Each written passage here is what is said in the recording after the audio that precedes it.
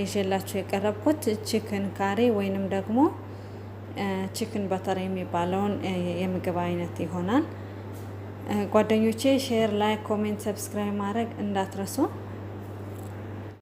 ጓደኞቼ አሁን ቅቤያችን እንደዚህ ቀልጧል። አሁን ምንድነው የምናደርገው? ቅድም ማሪኔት አድርገን ያስቀመጥነው ቺክን እናደርጋለን። ሶሱን ሳይሆን ቺክኑን ብቻ።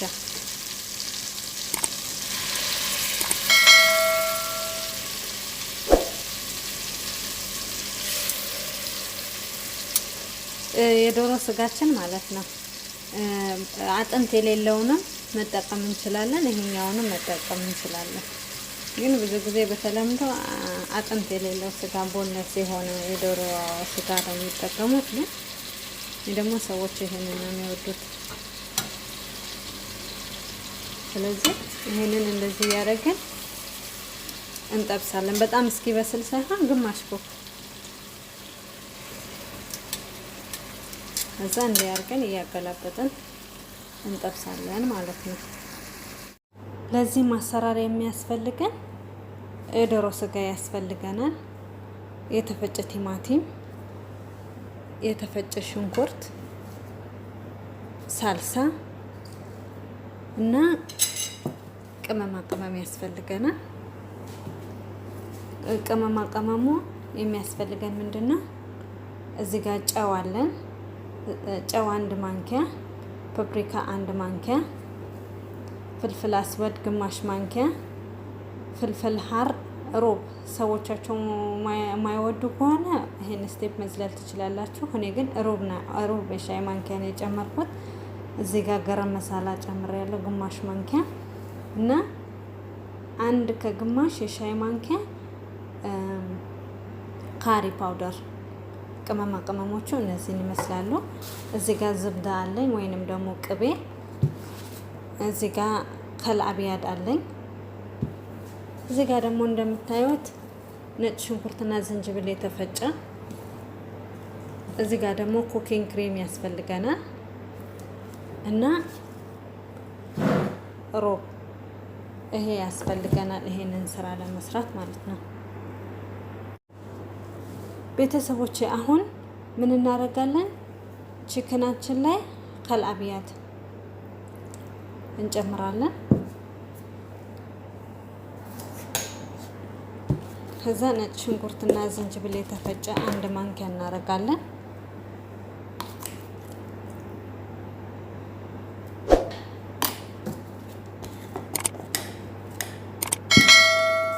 ከዛ እዚህ ጋር ያዘጋጀናቸውን ቅመሞች ሁሉንም እናደርጋለን።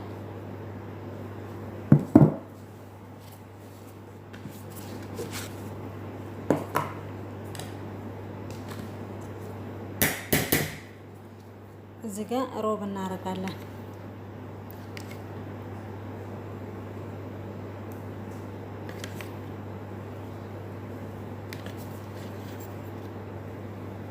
ሮቡን እንደ መጠናችሁ ሁሉንም ነገር እንደ ዶሮአችሁ መጠን እንደምትሰሩት መጠን አድርጋችሁ ማዘጋጀት ትችላላችሁ። አሁን ይሄኛውን ሚክስ አድርገዋለሁ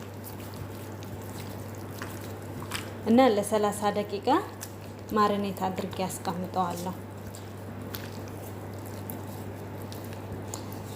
ጊዜ ካለንና ከተመቸን ነገ ልንሰራ ዛሬ ማታ አዘጋጅተን ማሪኔት አድርገን ፍሪጅ ማሳደር እንችላለን። ጊዜ ከሌለን ደግሞ ለ30 ደቂቃ ያህል አስቀምጠን ማዘጋጀት እንችላለን። ጓደኞቼ እንግዲህ አሁን ከ30 ደቂቃ በኋላ ተገናኝተናል። አሁን እዚህ ጋር ምንድነው የምናደርገው? ድስታችን ላይ ዘይት ሳይሆን የምንጨምረው ትንሽ ቅቤ እናደርጋለን።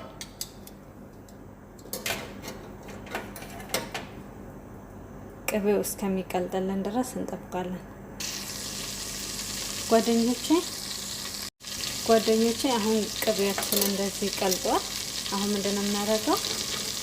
ቅድም ማሪኔት አድርገን ያስቀመጥነው ቺክን እናደርጋለን። ሶሱን ሳይሆን ቺክኑን ብቻ።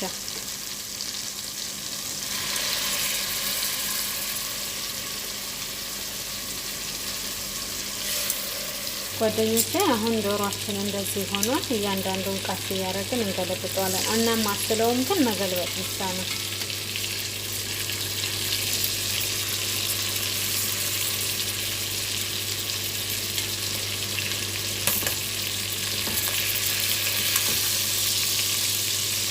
ጓደኞቼ ዶሮአችን በዚህ መልኩ ደርሷል። አሁን ዶሮውን እናወጣዋለን።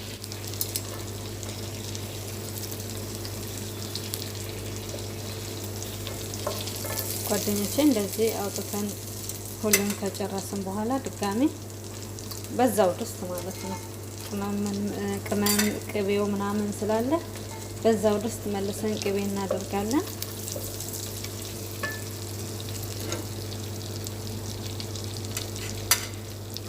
ከዛ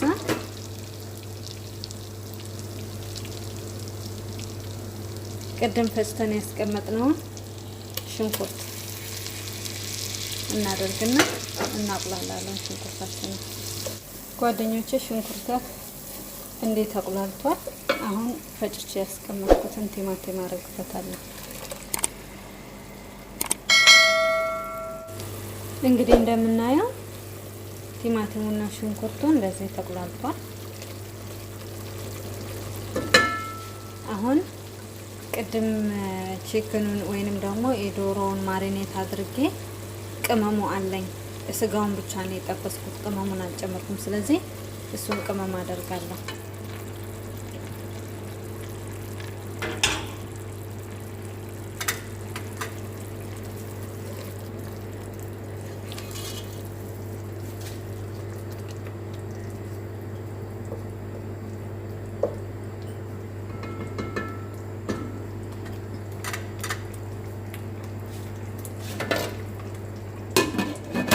ከዛ ጓደኞቼ እዚህ ጋር ልክ ለዶሮአችን እንዳዘጋጀነው ቅመም እዚህ ጋርም ለሶሱ ተመሳሳይ የሆነ ጨው፣ ፓፕሪካ፣ ፍልፍል ሀር፣ ገረም መሳላ፣ ብላክ ፔፐር እና ካሪ ፓውደር ሁሉንም ሩብ ማንኪያን ያረኩት። ምክንያቱም ማሪኔት ያደረግንበት ሶሱም ቺክኑም ሁሉም ማሪኔት የተደረገ ቅመም ያለው ስለሆነ እንዳይበዛብን ሁሉንም ሩብ የሻይ ማንኪያን ያደረኩት። አሁን እሱን እዚህ ቁሌታችን ላይ እንጨምራለን። የምናቁላላው ላይ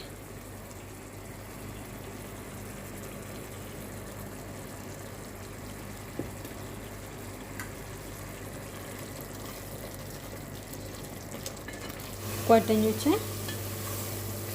ቁሌታችን እንደዚህ የሚያምር ቁሌት ሆኗል ማለት ነው። አሁን ምን እንጨምራለን? ሳልሳ። ምክንያቱ ደግሞ ምንድነው?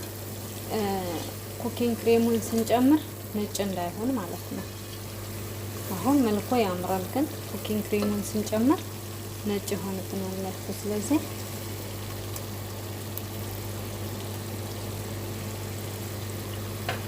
እንደዚህ እናደርግና ከዚህ ጋር አብረን እናቅላላለን።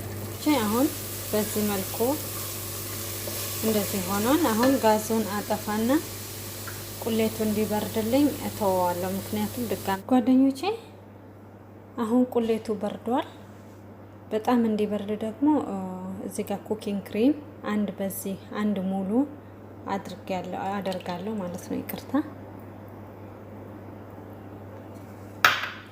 እዚህ ጋር ሮብም ከፈለጋችሁ ሮቡንና ይሄኛውን ሚክስ አድርጎ መጨመር ይቻላል። ግን እኔ ሮቡን ቺክኑ ጋር ስላደረኩት ብዙ ማስፈላጊ አይደለም አሁን እዚህ ጋር ማድረግ። ስለዚህ እንደዚህ አደርግና እንትን እንላለን። ጋዝ ላይ ስንጥደው ውሃ እንጨምራለን። ግን ለጊዜው አሁን እዚህ ጋር ይሄ ክሬም ይበቃል ማለት ነው። ስለዚህ ጓደኞቼ አሁን ምን እናደርጋለን? እንደዚህ አይነት ካላችሁ ብዙውን ጊዜ ሀሪስ የምንጠቀምበት በዚህ እንፈጫለን ማለት ነው። እንግዲህ ጓደኞቼ እንደዚህ ያረጋ ላም እስከሚል ድረስ ክሬም እስከሚሆን ድረስ እንፈጨዋለን ማለት ነው። ጓደኞቼ የካሬ ሶሳችን እንደዚህ ሆኗል። ቀለሙም እንደዚህ ነው መሆን ያለበት። ማለት በኖርማል እንደ ሰሎና አይነት ቀይ ከለር ነው መሆን ያለበት። አለበት። በጣምም ቀይ ሳይሆን በቃ ኖርማል ቀይ እና አሁን እዚህ ጋር ቅድም ጠብሰን ያስቀመጥነውን ቺክን እናደርጋለን። መወፈር የለበትም፣ እንደ ውሃ በጣም መቅጠን የለበትም።